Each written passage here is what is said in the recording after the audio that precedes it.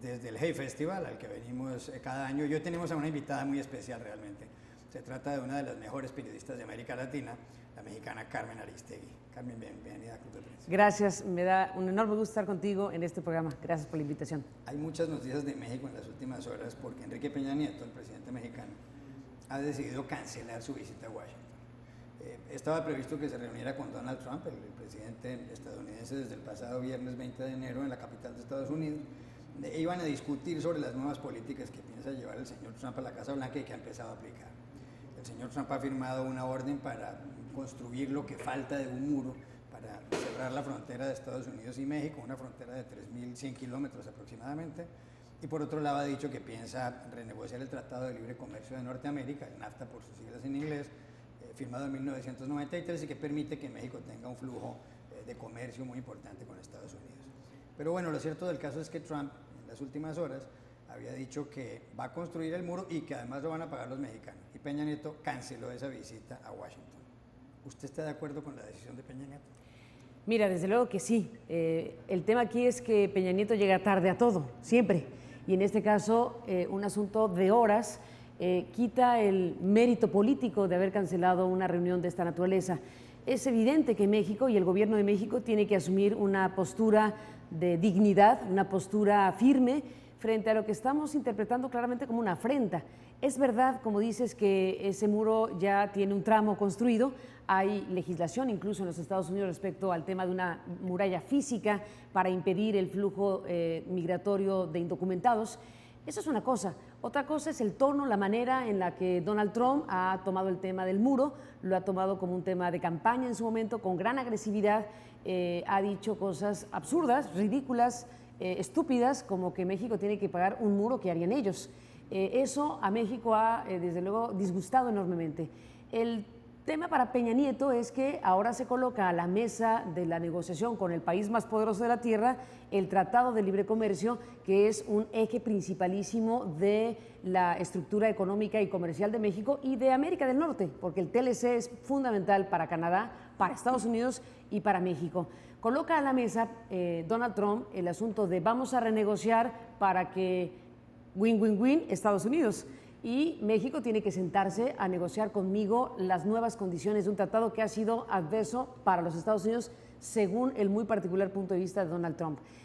Peña Nieto se encuentra en una situación sumamente delicada porque la manera en que Trump ha hablado del muro y esta insistencia descortés, hostil, abiertamente hostil para México, de tienen que pagar este muro y ya veré cómo lo van a pagar, si lo van a pagar con el propio TLC, si lo van a pagar con remesas de alguna manera. Ha hablado incluso, no ahora, por fortuna, pero sí llegó a sugerir en la campaña que México no querría jugar a la guerrita con los Estados Unidos cuando rejuveneciera al ejército estadounidense.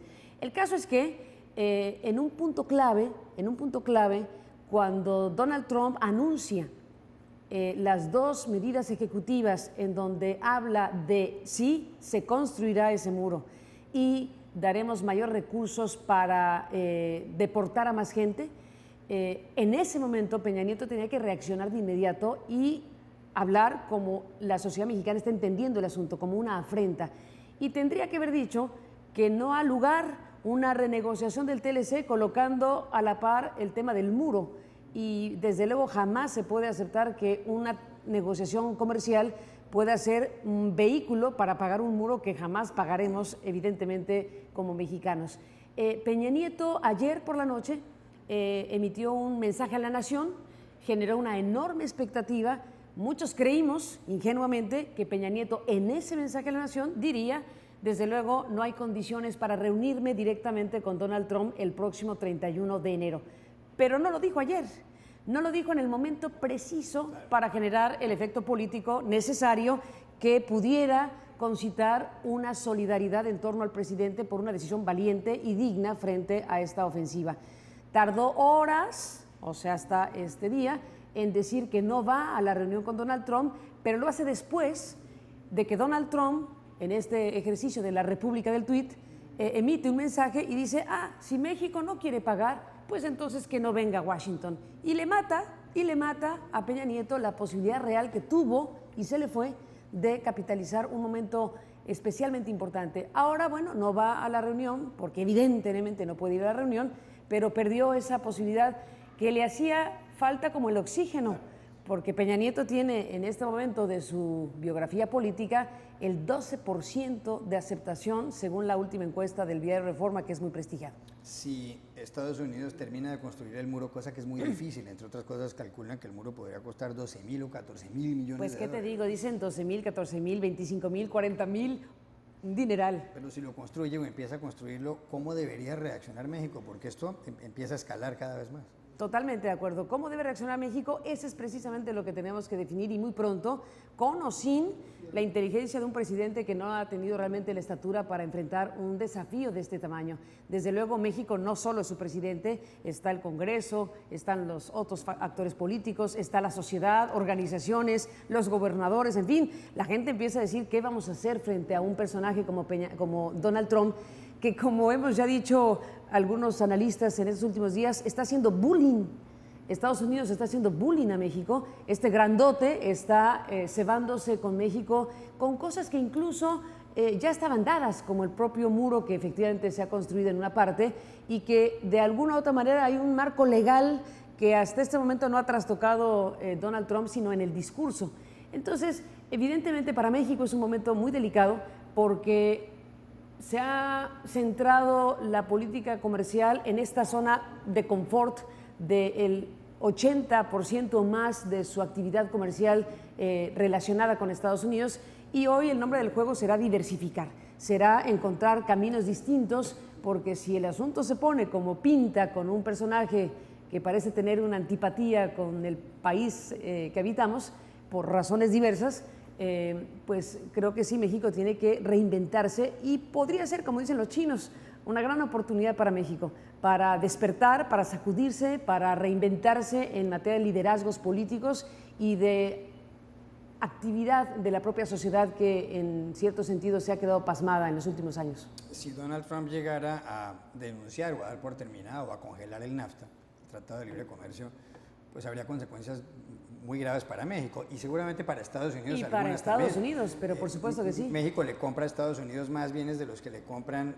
unidos el Reino Unido, Alemania, Francia, Italia y Brasil, de manera que no es poca cosa. En Estados Unidos hay 6 millones de empleos que dependen de la economía mexicana en Estados Unidos. Pero si eso llegara a pasar, ¿qué consecuencias tendría en la economía de México? Porque incluso el valor del peso mexicano ha caído un 20%, una quinta parte con respecto al dólar desde que empezó toda esta cuestión de Trump. Totalmente de acuerdo. Bueno, habría consecuencias muy graves para los dos países, eso no hay la menor duda. Hay una interrelación muy fuerte, un proceso de integración que lleva 30 años y que desde luego se ha consolidado en sectores muy importantes. Los efectos del Tratado de Libre Comercio, tanto en Estados Unidos como en México, no sé Canadá, pero desde luego en la zona de México y lo que podemos conocer de Estados Unidos, son heterogéneos. Ha habido sectores a los que les ha ido muy bien y hay sectores que literalmente han desaparecido. El sector juguetero, el sector de los textiles, el sector de productores de zapatos, en fin, ha habido sectores muy gravemente dañados por el TLC y otros que se han fortalecido. Así que el balance del TLC es bastante diverso.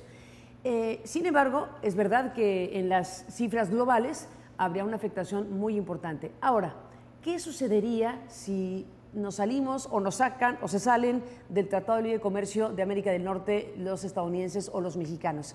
Bueno, tendríamos efectivamente que diversificarnos a la velocidad del rayo, por un lado, y acogernos, ya lo empiezan a decir los funcionarios mexicanos, acogernos pues a las reglas del juego de la OMC, de la Organización Mundial de Comercio, y algo que medianamente se le parezca. Ahora, los índices arancelarios de los estadounidenses están entre el 1.5 y 2, no el 35% que dijo este hombre que impondría a las automotrices si es que se quedaban en México. 35% de arancel le da en la torre desde luego a México, pero desde luego le da en la torre a los suyos. Eso realmente es intransitable. Si lo ponemos en blanco y negro, el porcentaje arancelario relativamente sería manejable para un país como el nuestro, que de por sí, como lo dijiste, ya ha soportado porque no nos queda de otra, la depreciación del peso mexicano, que ha estado en niveles ya verdaderamente preocupantes en los últimos meses, como efecto de todo este proceso de incertidumbre, como efecto de lo que fue construyendo Donald Trump en la campaña, ir diciendo, ahí va el lobo, ahí va el lobo, ahí va el muro, ahí va el TLC. Claro que fue mermando las expectativas económicas, y no es para menos, y de inversionistas en nuestro país. Eso ya tuvo un efecto, eso ya lo estamos pagando. Si desaparece el TLC, bueno, habrá una sacudida importante, pero México tampoco es un ranchito. México es una economía importante, México es una economía importante en América Latina, tiene enormes problemas sin la menor duda, pero tiene también una fuerza económica y comercial relevante en la región. Por lo tanto, lo que hay que ver es hacia dónde mira México. Tiene que mirar hacia adentro, tiene que mirar a América Latina, a Asia, a China, a Europa, a Canadá, en fin, hay vida más allá de un tratado de libre comercio para un país. Y un país como México, con estos índices, digamos, de fuerza económica, por su tamaño, por su demografía, bueno, desde luego tendríamos que encontrar las maneras para defendernos de una situación adversa. Si Trump incrementa esta política y pisa más el acelerador en esta política con respecto a México y se vuelve más hostil, ¿qué podría pasar? Si, por ejemplo, usted fuera asesora internacional de Peña Nieto Lo dudo. y Trump incrementara este tipo de políticas, las ahondara, ¿usted le sugeriría a Peña Nieto que rompiera relaciones con Estados Unidos o eso ya sería el acabose? Bueno, yo no le sugeriría, desde luego no me imagino jamás asesora de nadie y menos de un gobierno como el de Peña Nieto, pero supongamos, juguemos el juego. Desde mi punto de vista, no como asesora presidencial de nadie, mi punto de vista y mi intuición y mi percepción de las cosas me dice que desde luego México tiene que ponerse en un papel firme. Aquí la palabra dignidad, que puede parecerle fuera de lugar a algunos, fuera de época, yo creo que cabe. Cabe desde luego una postura digna, firme, inteligente, que permita a un país con un tamaño muy distinto, hay una asimetría bastante notable entre Estados Unidos y México, pero bueno, hay artes marciales que indican que se puede pelear con un gigante si se tiene inteligencia para ello. México tiene fichas con que jugar, México tiene elementos con los cuales puede, desde luego, sentarse a decir, a ver, si tú quieres modificar el TLC en algo que me pueda afectar a mí, bueno, hablemos de la frontera. México ha hecho, como dice el director ejecutivo de Human Rights Watch en Ginebra esta semana, México ha hecho el trabajo sucio de los Estados Unidos. México ha frenado más migrantes centroamericanos que lo que Estados Unidos ha frenado en su propia frontera. México ha hecho el trabajo sucio y nos ha costado decenas de miles de muertos con el tema de las drogas. México ha trabajado para Estados Unidos todo el tiempo a costos muy altos para México. Y Donald Trump no parece apreciar los esfuerzos de México para estar en buenos términos con los Estados Unidos. Si el tiempo se modifica por el perfil de este personaje, si las relaciones México-Estados Unidos, que durante los últimos 30 años han entrado en una situación, digámoslo así, de colaboración mutua o como la queramos denominar, y hoy se trastoca eso, el gobierno mexicano tiene que asumir una postura firme, digna, inteligente, y cosas como cancelar una cita por no haber condiciones para esa cita, como la del 31 de enero, me parecen obvias. De ahí a decir que hay que romper relaciones diplomáticas hay un abismo. Para llegar al punto de que un país como México se plantee romper relaciones diplomáticas con un país con el que tenemos tanta relación, tan imbricadas nuestras vidas entre millones de personas y de intereses, bueno, ya es una cosa mayúscula. Tendrían que ocurrir cosas muy graves. No sabemos exactamente hasta dónde Donald Trump va a llegar con su aparente animadversión a un país como este. Podemos presumir varias cosas de por qué Donald Trump tiene esta especie de conducta, digo yo, de bullying contra nuestro país. Hay capítulos personalísimos de Donald Trump relacionados con México en donde no le fue bien. Si eso es en el fondo algo de lo que motiva una conducta hostil hacia México. Mira, a ver, estamos de acuerdo que estadista no parece ser. Estamos de acuerdo en que Donald Trump es un multimillonario, hombre de espectáculo, un showman, un hombre exitoso en el mundo inmobiliario, un perfil muy particular, pero ciertamente no es un perfil de los grandes estadistas de este mundo. ¿Cuál es la opinión suya exactamente sobre Donald Trump? ¿Es este hombre, para algunos, conservador, que va a ayudar a la clase media estadounidense a tener un mayor poder adquisitivo, que va a crear más empleo, a pesar de que en Estados Unidos la tasa de paro de desempleo es del 4,7%, es decir, hay prácticamente pleno empleo? ¿Cree usted que es un hombre que va a volver a Estados Unidos a ser el gran país que fue, Make America Great Again, como dice en inglés? O por otra parte, ¿usted está de acuerdo, por ejemplo, con David Brooks del New York Times, que decía que es un hombre inadecuado temperamentalmente para ser presidente, mal informado académicamente, pobre profesionalmente, y que lo que va a causar en Estados Unidos es un desorden de tal magnitud, un caos generalizado que va a terminar por perjudicar muchísimo no solamente a los estadounidenses, sino al resto del mundo? ¿En qué orilla está usted? Me temo que en la segunda. Me temo que este análisis, que es crudo, define lo que estamos viendo de un hombre como Donald Trump.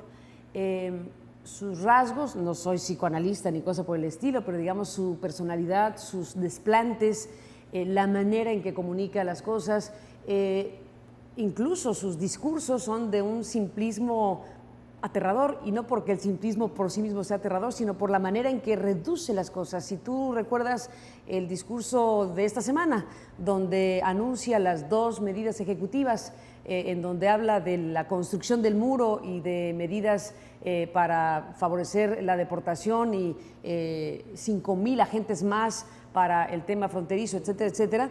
Bueno, ahí él usa una expresión que me parece que define justamente lo que estás tú diciendo. Vamos a parar a los malos. Pues ya empezamos a hablar de buenos y malos, que ahí es todo un tema para efectos de una definición política y conceptual en un mundo complejo.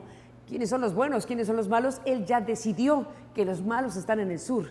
Él ya decidió que la frontera hacia abajo es una zona de conflicto y que hay que frenar todo lo que esté hacia abajo, finalmente, porque ahí están los violadores, los narcotraficantes, los que asaltan a nuestros hijos, todos los males que se puedan imaginar. Él los ha identificado precisamente en esa zona. Y los que se han quedado aquí adentro de nosotros los vamos a echar.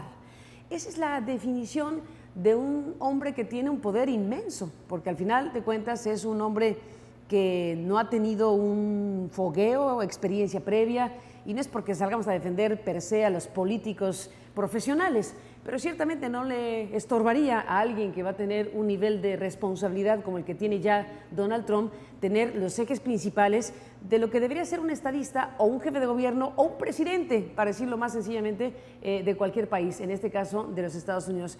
No creo, no da idea, no da pista de que tenga así nociones esenciales del juego democrático, no da pistas de que tenga resuelto bien el tema de los derechos humanos, ya no hablemos de las mujeres, que desde luego es un desastre.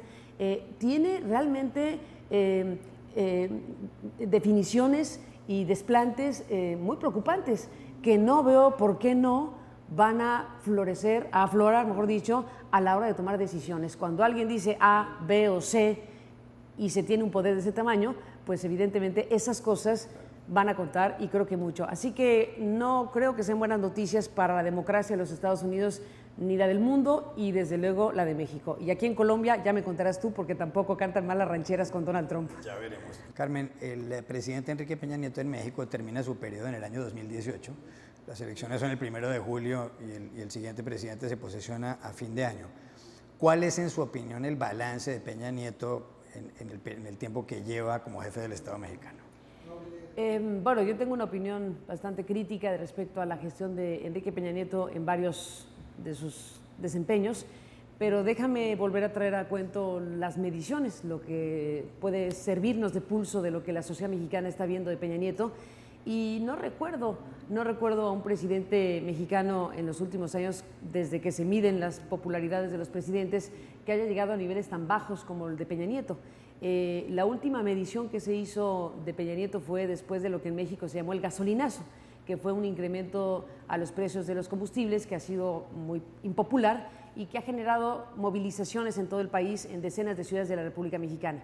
Se interpreta el gasolinazo como un golpe artero del gobierno mexicano hacia la sociedad para hacerle pagar a la sociedad lo que va a ser este ajuste, lo que va a ser la liberalización del sector petrolero, que es el último tramo de una reforma constitucional que promovió Peña Nieto y que quitó un pilar del tradicional nacionalismo mexicano.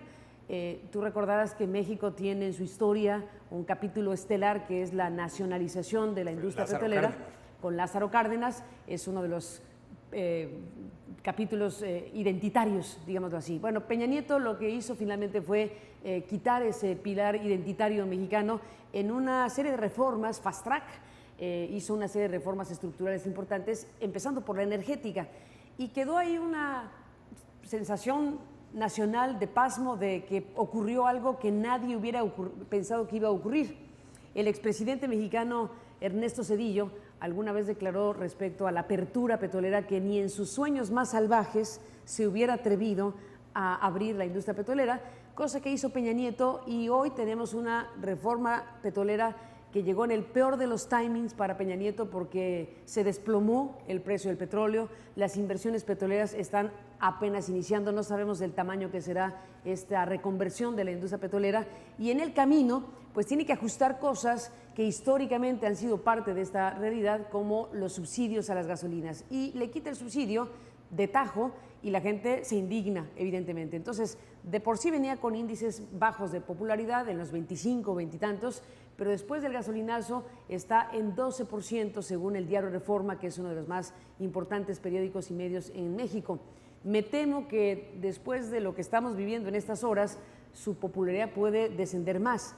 Estos son solo indicadores de cómo un gobierno como el de Peña Nieto es valorado por la sociedad mexicana. Creo que a pesar de que hemos tenido presidentes detestados o muy polémicos y satanizados incluso prácticamente desde siempre, salvo uno que otro que tiene esta carga histórica como Lázaro Cárdenas, etcétera. En general, no hay muchos presidentes que no sean Benito Juárez o Lázaro Cárdenas o los de muchos ayeres atrás que tengan realmente una popularidad o una aceptación realmente importante en la sociedad. Pero en el caso de Peña Nieto, creo que es de los más impopulares y de los que más generan desapego.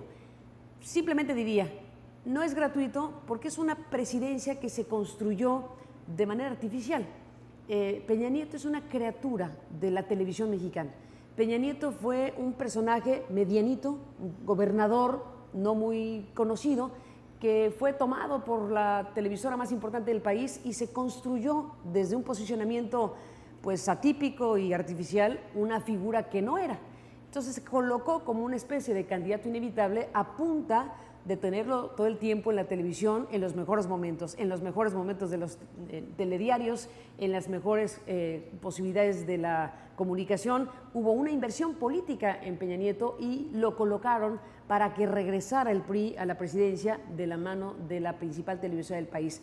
Un surgimiento así, un retorno así, después de 2 sexenios de alternancia del partido que gobernó 70 años, no es una fiesta democrática, no lo fue. Y es un presidente que carece de un liderazgo auténtico, que carece, porque nunca lo tuvo, de una empatía con la sociedad. En el transcurrir de su gobierno, pues lo que hizo fue una serie de reformas a cual más de polémicas, una reforma educativa, una reforma en telecomunicaciones que puede ser discutible, y otras reformas como la energética. En conclusión, el balance de Peña Nieto es punto menos que catastrófico si nos atenemos precisamente a lo que la gente ve y siente y se oye en cualquier café y lugar que uno pueda acudir. No lo están fortaleciendo a Peña Nieto las políticas de Donald Trump, las actitudes de Donald Trump desde Washington, porque incluso jefes de la oposición mexicana están apoyando a Peña Nieto. Oye, podrían, yo digo, Trump es el balón de oro de Peña Nieto, pero ayer en la noche la escena era una cancha, el estadio lleno, la cancha libre, no hay portero, el balón está ahí y la voló o no tiró, que es lo peor, sino hasta horas después cuando el efecto es totalmente distinto. Las fuerzas de oposición, más que por favorecer a Peña Nieto, es para tratar de enfrentar un desafío grande que es Estados Unidos. México ya está viendo al gigante dar pasos muy fuertes y es obvio que hay que estar en torno a la figura que pueda concitar y que deba liderar una situación crítica como la que se está perfilando para México. Se dan situaciones como las que mencionas que parecerían insólitas en otro momento, donde personajes adversarios totalmente como López Obrador algunos otros de la escena política están diciendo, Peña Nieto, vamos en una postura de unidad frente a lo que es este desafío de Donald Trump. ¿Puede Andrés Manuel López Obrador, ya que usted lo menciona, convertirse en el próximo presidente de México? Incluso hay gente que dice que tras la elección de Trump en Estados Unidos, quizá como una reacción podría ser elegido López Obrador en México. ¿Usted vislumbra ese futuro? Podría, desde luego podría, ya sería esta siguiente oportunidad para el candidato de izquierda que ha sido una, otra vez, etcétera.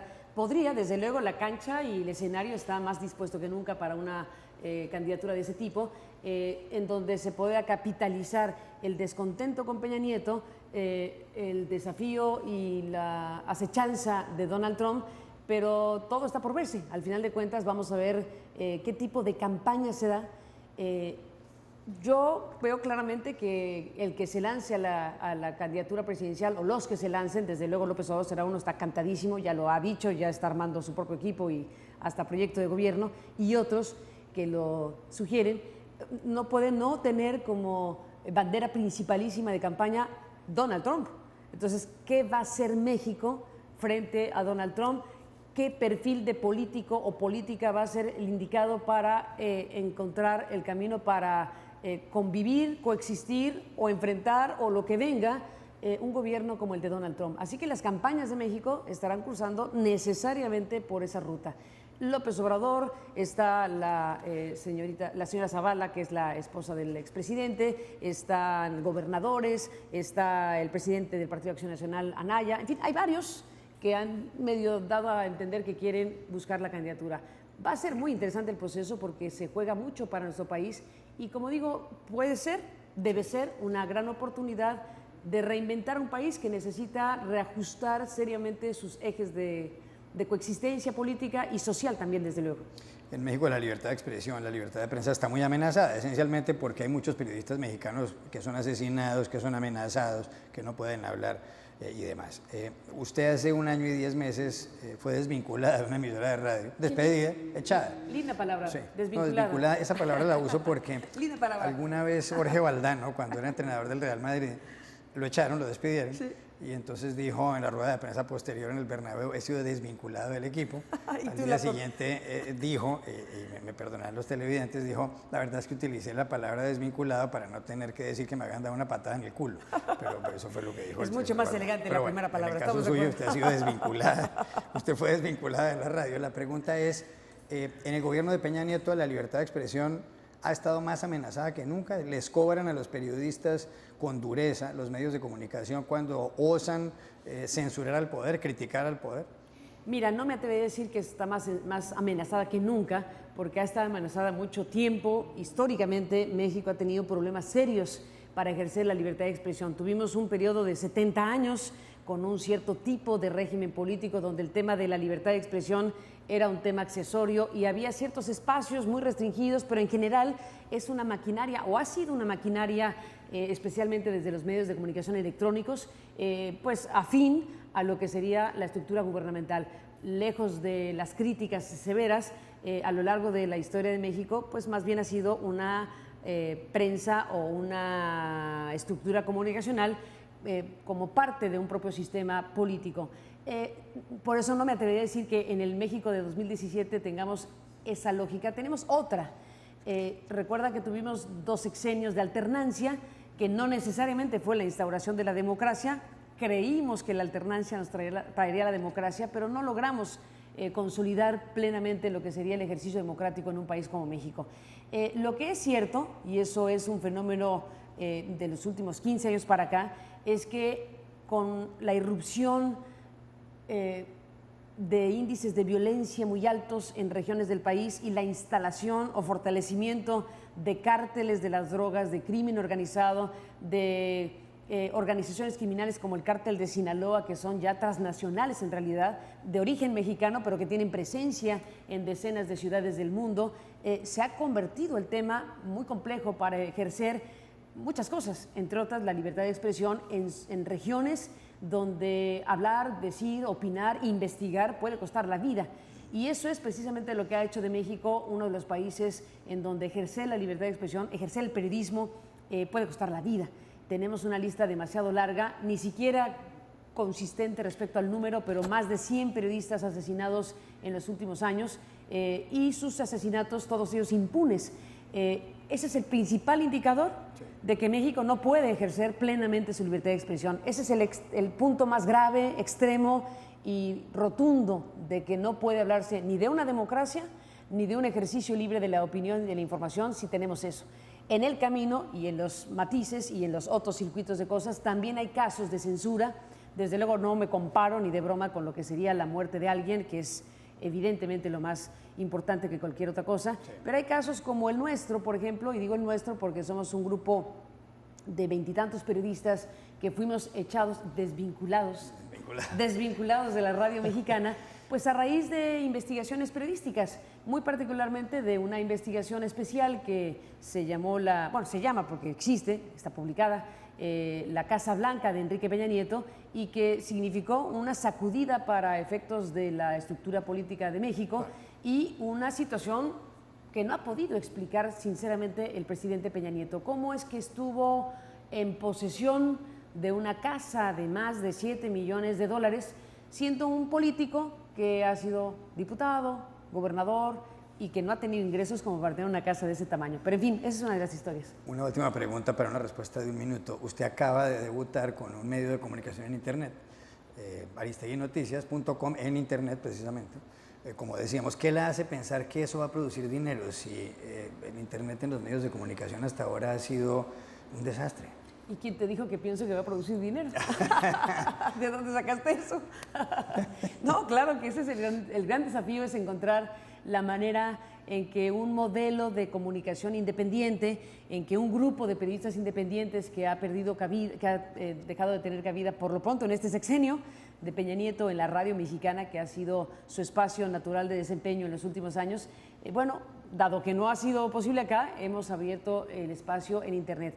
Estamos en el punto de probar efectivamente un modelo de comunicación en donde nuestro tráfico, que no nos va mal, genera un cierto ingreso que nos permite tener un equipo del tamaño que somos. Y hemos decidido hacerlo así para no sufrir demasiado, porque es evidente que la gran interrogante es cómo hacer modelos de negocio o de sustentabilidad para generar contenidos independientes en la Internet. Lo que nosotros hemos hecho es algo tan básico, conservador si quieres, como hablar de un rango de tráfico suficientemente consistente durante un tiempo razonable que ya ha transcurrido y por lo tanto un tráfico consistente, digo, hay picos, etcétera, pero una franja suficientemente consistente de tráfico de usuarios y en consecuencia un ingreso, el que sea, suficientemente consistente para saber de qué tamaño podemos ser, de qué tamaño puede ser nuestra redacción, de qué tamaño pueden ser nuestros equipos, de qué tamaño podemos tener una operación. Y lo que hoy tenemos ha sido producto de ese modelo conservador, de eso que nos dan nuestros usuarios al llegar al sitio, al acudir a consumir esa información, a hacerse de noticias y de información, y ahora de un programa de noticias en vivo, que es el que empezamos a hacer el lunes pasado.